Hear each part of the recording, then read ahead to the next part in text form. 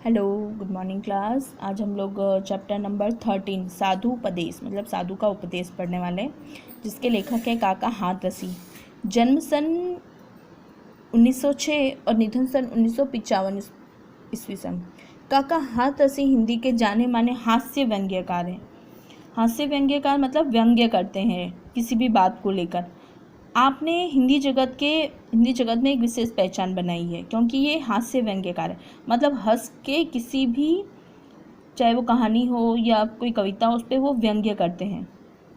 इनका मूल नाम प्रभुलाल गर्ग था, पर हाथरस में एक नाट्य मंचन के दौरान आपने काका की भूमिका निभाई थी। मतलब कोई नाटक किया होगा, हाथरस में एक नाटक किया होगा, तो वहाँ पे इन्होंने काका की भूमिका निभाई थी। तभी से आपने स्वयं अपने को तखल्लुसु काका हाथरसी रख लिया। तो मतलब ऐसा कि ये जो काका हाथरसी जो इनका नाम है, तब से इन्होंने ही अपना नाम काका हाथरस रख लिया था।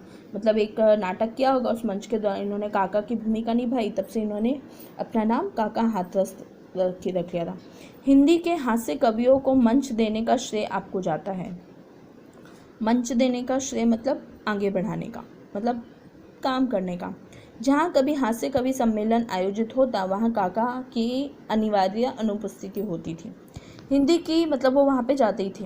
हिंदी की सुविख्यात पत्र पत्रिकाएं तथा धर्मयुग, साप्ताहिक, हिंदुस्तान वीणा आदि में आपकी रचनाएं नियमित रूप से प्रकाशित होती रही। मतलब ये जितने भी हमने नाम पढ़े, धर्मयुग, साप्ताहिक, हिंदुस्तान वीणा, ये सब भारत की पत्र सुविख्यात मतलब बहुत ही प्रसिद्ध पत्रिकाएं, संपादिकाएं हैं। तो इसमें इनकी रचनाएं नियमित रूप से प्रकाशित होती हैं। कुल मिलाकर आपने नाम 42 संकलन मिलते हैं, मतलब 42 कविताएं या फिर कुछ ऐसा इन्होंने लिखा है। व्यंग्य हास्य के क्षेत्र में आपके सुपुत्र निर्भय हाथरसी का भी नाम भी प्रसिद्ध है। और जिस वजह से ये जाने जाते हैं हाथ व्यंग्य के कारण, इसी के कारण इनके पुत्र निर्भय हाथरसी भी बहुत प्रसिद्ध हैं। 1985 में आपको भारत सरकार द्वारा प्रतिष्ठित पद्मश्री से सम्मानित किया गया। हिंदी अकादमी दिल्ली द्वारा प्रतिवर्ष काका हाथरसी पुरस्कार दिया जाता है। मतलब दिल्ली हिंदी एकेडमी है, जहाँ पे दिल्ली द्वारा काका हाथरसी नामक एक पुरस्कार है जो हर साल दिया जाता है, और उनको पद्मश्री से भी सम्मानित किया गया 1985 में। अब ये जो हम पढ़ने वाले हैं, नीचे की पंक्तियाँ, जो कि प्रस्तुत रचना जो पंक्तियाँ पढ़ने वाले हैं वो किसके ऊपर, ढोंगी बाबा के ऊपर। तो उसका सारांश हम देख लेंगे। प्रस्तुत रचना में ढोंगी धूर्त बाबाओं की लीला का चित्रण किया गया है। साधु पदोस शीर्षक से तो लगता है कि साधु अर्थात सज्जन का उपदेश होगा, पर कवि ने व्यंग्य शैली अपनाकर ऐसे साधु ढोंगी बाबा आदि के प्रति अपना आक्रोश प्रकट किया, मतलब गुस्सा प्रकट किया है। पोथी पढ़ने और माला फेरने से कुछ नहीं होता। एक और हम राम नाम जपते हैं, गौमुखी मतलब गौमुखी की जो माला, हाथ माला के दाने को फेरते हैं, तो दूसरी ओर मीठी छुरी भी चलाते हैं। ये तथाकथित साधु बाबा ने तो ज़्यादा पढ़े लिखे होते हैं न ज्ञानी, इसलिए भक्तों द्वारा पूछे गए प्रश्नों का उत्तर ना देने पड़े हेतु इस मौनी बाबा का स्वांग रचाए बैठ जाते हैं। वे मौन रहकर जीव जगत और माया संबंधी असंगत बातें, मनगढ़ंत बातें किए जाते हैं। तो इस जो प्रस्तुत रचना के द्वारा इस सारांश के द्वारा हमें ये समझ में आता है कि हम बहुत सारे साधुओं से मिलते हैं, और कुछ साधु ऐसे होते हैं जो अपने आप को मौनी बाबा कहते हैं, पर वो पढ़े लिखे तो नहीं होते, पर हमारे प्रश्नों का उत्तर ना उनको देना पड़े, इस वजह से वो मौनी बाबा बन जाते हैं। तो अब हम आगे देखेंगे। आइए प्रिय भक्तगण, उपदेश कुछ सुन लीजिए। पढ़ चुके हैं बहुत पोथी, आज कुछ गुण लीजिए। हाथ में हो गौमुखी माला सदा हिलती रहे, नम्र ऊपर से बने भीतर छुरी चलती रहे।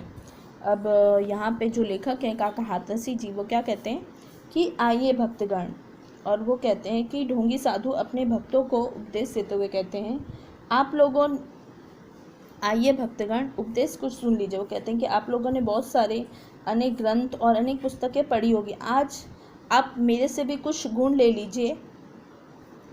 हाथ में हो गौमुखी माला सदा हिलती रहे। वो कहते हैं आप अपने हाथ में हमेशा माला लेकर गौमुखी उसे फिराते रहिए, ताकि लोगों को यह लगे कि आप ईश्वर के नाम जपते रहते हैं। नम्र ऊपर से बने भीतर चुरी चलते रहे। इसके अलावा आप ऐसा दिखावा करते हैं कि आप बहुत ही विनम्र हैं, लेकिन अंदर से आप छल कपट करने से मत चुकिए, मतलब अंदर से लोगों को धोखा देने से मत चुकिए। नगर से बाहर बगीचे में बना ले झोपड़ी, दीप जैसी देह चमके सीप जैसी खोपड़ी। तर्क करने के लिए आ जाए कोई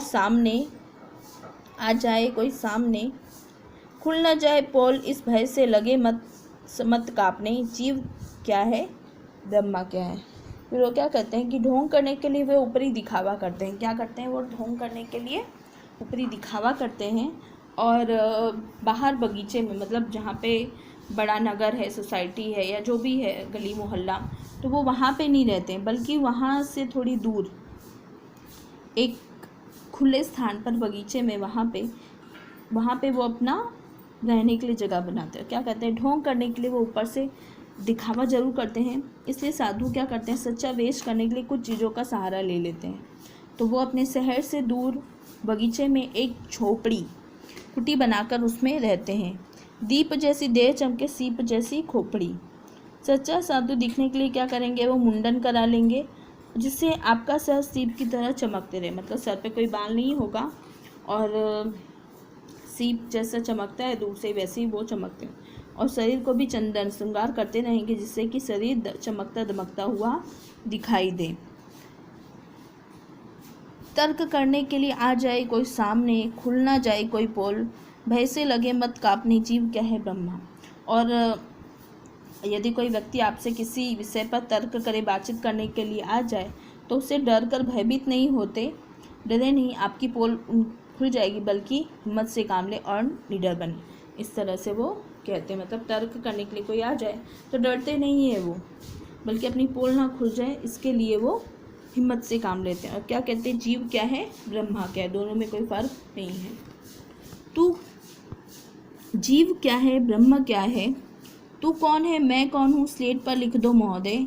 आजकल मैं मौन हूँ, धर्म संकट शीघ्र है। इस युक्ति से कट जाएगा, सामने से तार्किक विद्वान सब हट जाएगा। फिर वो क्या कहते हैं कि मतलब डरते नहीं। और वो क्या कहते हैं, यदि कोई व्यक्ति उनके सामने तर्क करने के लिए आता है तो बोलते हैं जीव जगत क्या है, मतलब तर्क करने से फ़ायदा क्या, जीव जगत क्या है, माया क्या है, परमात्मा क्या है, आप कौन हो, मैं कौन हूँ, आप बिल्कुल मत घबराइए। बोलते हैं आप बिल्कुल मत घबराइए, स्लेट पर लिख दो महोदय, आजकल मैं मौन हूँ। फिर वो कहते हैं कि कुछ कहते नहीं है, बोलते हैं केवल एक स्लेट पर यह लिखकर उसे लिख दीजिए, आजकल आपका मौन व्रत चल रहा है। वो कहते हैं कि आजकल मेरा मौन व्रत चल रहा है, तो जो भी कुछ है वो स्लेट पर लिख दो। इस युक्ति से कट जाएंगे, सामने से तार्किक विद्वान सब हट जाएंगे। और उनकी इस युक्ति से तर्क वितर्क नहीं कर सकते, इस उपाय से एकदम मुक्त हो जाएंगे। तर्क करने वाले अपने आप वहाँ से चले जाएंगे। किए जा निष्काम सेवा, सब फलेच्छा छोड़कर, याद फल की जब सताए, खा पपीता तोड़कर। स्वर्ग का झगड़ा गया, भय भी नरक का छोड़ दे, पाप घट भर जाएगा, काशी पहुंचकर फोड़ दे। फिर वो क्या कहते हैं, अब बिना किसी कामना या इच्छा के लोगों की सेवा करते रहिए, फल की परवाह बिल्कुल मत कीजिए। यदि फल की कभी याद आए तो इधर उधर हाथ मारकर हाथ में जो आ जाए उसे झपट लीजिए। और स्वर्ग प्राप्ति से कोई वास्ता मत रखिए, नरक में जाने का भी डर मत रखिए मन में।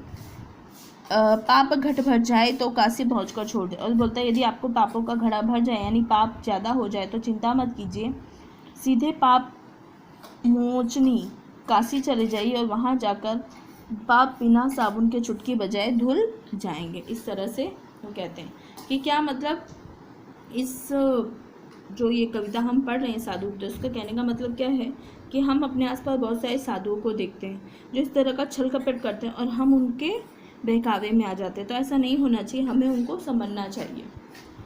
आगे हम इसके शब्दार्थ देखेंगे। पोथी मतलब पुस्तक, गौमुखी मतलब एक ऐसी थैली जिसमें माला रखकर नाम स्मरण किया जाता है, तर्क मतलब दलील, पोल मतलब रहस्य, दोष,